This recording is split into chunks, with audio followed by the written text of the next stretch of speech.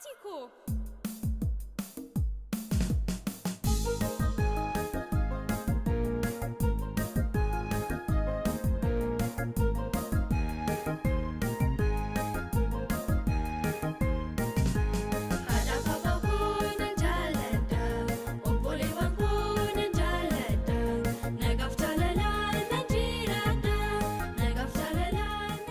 Ijoollee akkam jirtan naguma baga nagaan eegdanga arra dhufee ilaala.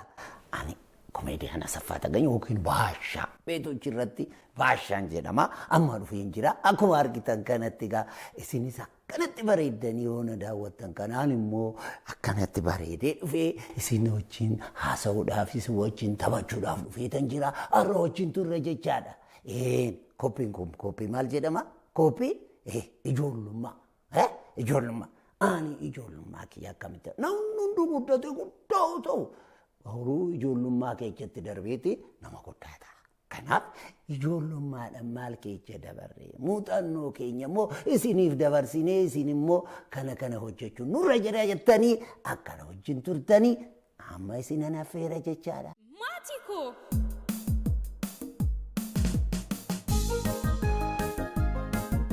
Jirtu miti?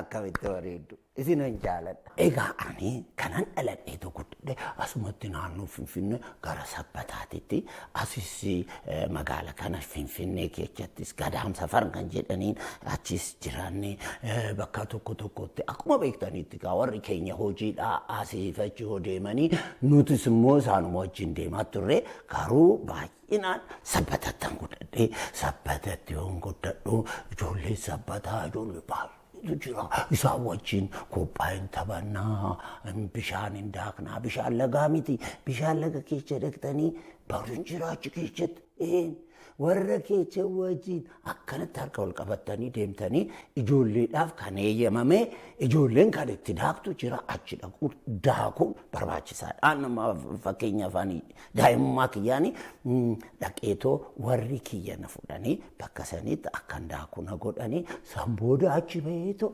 gara mana kiyyaatti ittiin deema malee bakka biraatti ittiin deemu. Karaarra hoo deemu namni tokko dhufeetoo gurbaa kottuu naan jedhe lakki maalan godha. Ani warri kiyya mana barnootaa hoo deebitu gara manaatitti kottu malee gara kanaatitti hin deemin naan jedhanii turanii. Kanaaf ani gara sin godhu amma Sabbatattuun guddadhu hiriyoota baay'een qaba. Isaan wajjin waa baay'ee taphannaa isaa fakkeenyaaf amma hoo teenyu akkanatti teenyee gaaddisa jala teenyee ibboofaa oduu duriifaa isaan immoo ijoolleen tokko ulullee danda'u ulullee afuufuu ta'aniitu ulullee sana nuti isaan jala teenyee ulullee sana dhaggeeffannaa ani soon guddadhee boru kanaan baradhee artii Oromoo keessatti gumaacha kiyya nan baasa anis artistiin ta'a waliin jennaa ture. Maaliif bakka sanitti wanna dhaggeeffanneef wanna laalleef kanaaf hubadhaati ilaalaa malee wanta irratti akkanatti ol gadi kaachuun gaarii miti. Kanaan booda amma fakkeenyaaf yeroo ijoollummaa na yaadadha miidhagfachuu yaadadhe argitanii yaadadhe maal seetan amma oduu durii tokkoon isinitti hima. Jaldeechaa, waraabechaa, leencaa, qamalee ta'anii wajjin jiraatu. Wajjin jira akkuma beektanitti gaa leenci kun humna qabaa sodaachisaa akkanee abbuma fe'ee waameetu kottu kana godheedhaanii kottu kanaan bahee kottu kanaan bu'eedhaanii inni bosona keessatti gaa bulchaa bosona sanii wanna ta'eef kan isa mootu jiru. Amma kanaaf leenci sun taa'eetu akkanatti odoon waraabichi immoo maal godhaa gidiraa hojjeta. Gidiraan ajaa'iba miti garuu waraabichi garaasaa wanna jaalatuu fi gidiraa jaalata. Amma dhaqeetii dalgeecha maal jedhaanii qamalee tuni akka fedhii ishee takkaachirra baati takkaasirra dhufte. Maaliif dhaqneetu leenca wajjin akka loltu goonee leenca akka ishee rukutuun goonu jedhan jennaan maalaa goonu jedhe waraabichi maal jedhe dhaqnee waan ta'e humne waan isheen hin goone sobaan kijibaan ittinne ishii caccabseetu lafatti buusee ajjeesullee dha.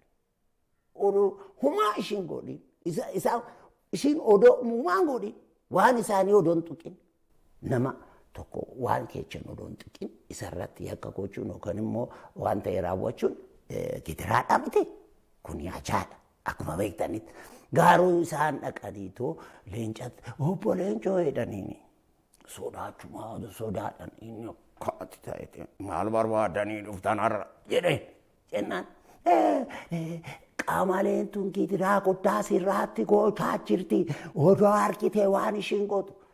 Maal goote moo maal goote natti maagaa ishiin quuftee jechaa jira afaachu qorichaan ishiidhaa koota. Maal goote? Isin kophee nama baay'eetiif hojjette ormaaf hojjette bineensa daggalaa baay'eetiif hojjette isin garuu kunoo qobeen qabdanii qobee kana isiniif odoon hojjetin jette jennaan waamaan qamaleen waamamte. Egaa qamaleen sammuun ishii baay'ee cimaadha. Hoodhuftu kana akkanatti jettee sodaachatuma maaliif na barbaadanii ara leenci maaliif na barbaadan maal barbaadu meenaan laaleette etteetuma hodhutu intalaa qamale jedhan ette kottas maalan balleeche maalan godheette kottu waan balleechitee sin gaafadhaa kottu jedhan kottaasinis jedhan. Hootana isaan dhufaniiti waraabichisaas taa'ee dalleechisaa ta'e chabaashii qoricha qonnee fi chabaashii waliin jedhugaa isaan gurraan waliin taasa hootana qamaleen as dhufteeti. Kophee hojjechuu hin dandeechaa mate gaftaa koon hin danda'a. Amma ammaatitti maaliif naan hojjenne?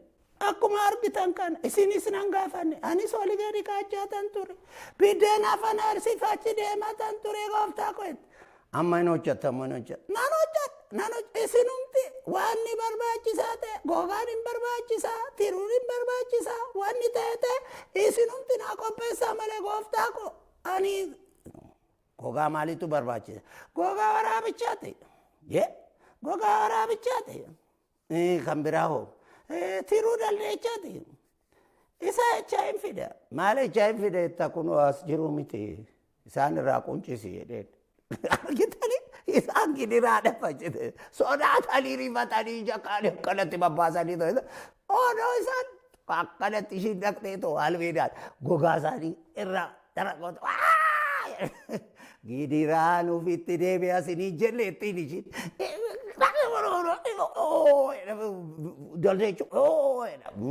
gidiraadhuma keechantu kana fide ittiin namarratti gidiraa godhuun aadaa. Namarratti hammeenyaaf babba'uun hajaadha. Namni isin tuqillee duraan dursitanii dhiifama isaa godhu. Maatii koo!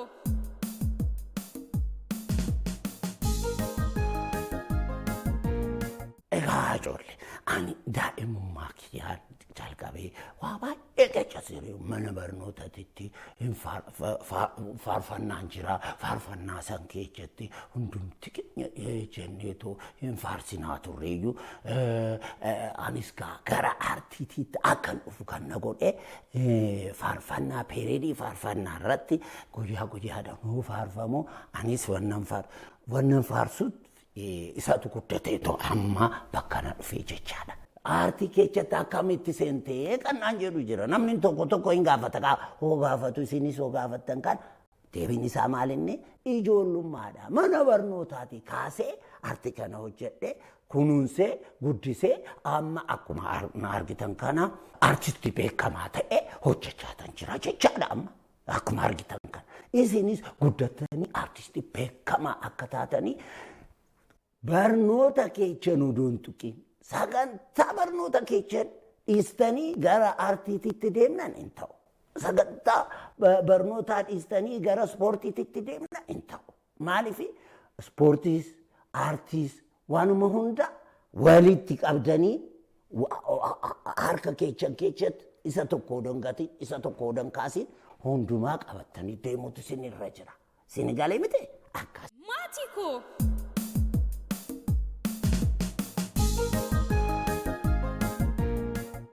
gaaf tokko maalan ta'e seetanii na kofalchiisa yaadadhu guyyaa sana kamittaa kolfa seetan. Gaaf tokko ani qawween hojjenne akkana rasaasan qabdu qawweeni amma ishee qawween garuu rasaasa malee hin hojjettu miti hin dhokaatu be rasaasa malee hin dhokaatu. Diraamaa hojjechuudha jedhee qawwee sana akkanatti qabee yeroo san uffanni kiyya maal fakkaata nama seera beeku yookaan immoo nama waardiyyaa hin fakkaatu. Yeroo san akkanatti hoona laalan kana rasaasa san akka tasaa bakka ta'e kaasee kanan dhufe fakkaata malee nama seera beeku nama seeraan bulu hin fakkaadhu. Maaliif diraamaa sanii jecha uffanni nuti uffanne uffata ciccitaadha. Goofuunis akkana moofaa wayiiti. Miilli kiyyas akkanatti qulqullinaan qabu. Kanaaf isa qabadhee namichi kun akkamitti rasaasa kana qabate akkamitti qawwee kana qabachuu danda'e jedhaniitu moolaan. Ani isaan jidduu godhuun kaadhu tokko utaaleeti kanatti na qabete nama keessaa qabaa maaloo na gargaara oolu kaasaniitu fakkanatti gaabii saniin akkanatti nama keessaa qawwee rafudha jedhanii toodha. Zambooda namni diraamaa akka ta'e akkan beeku kaachaa dhufe maaloo kan lakkisaa diraamaadha hojjeta. Achi hoon ka'uun ila maal na fakkeechanii silaabee bakka biraatti ta'e daaraa na godhanii maal jettu isin daaraa na godhanii sila. Kanaaf diraamaa keessatti namni tokko diraamaa hojjennu maalitti fakkaata? Isa dhugaatti fakkaata. Isa dhugaa jechuun diraamaa kan hin taane itti fakkaateeti nama miidhuudhaa kan deemnu itti fakkaateeti utaalee nu silliqseetu nu qaba. Tokko qaballaadhaan maal nu daawuu jiraame. Kana keessaa isin habaasu. Maatiko.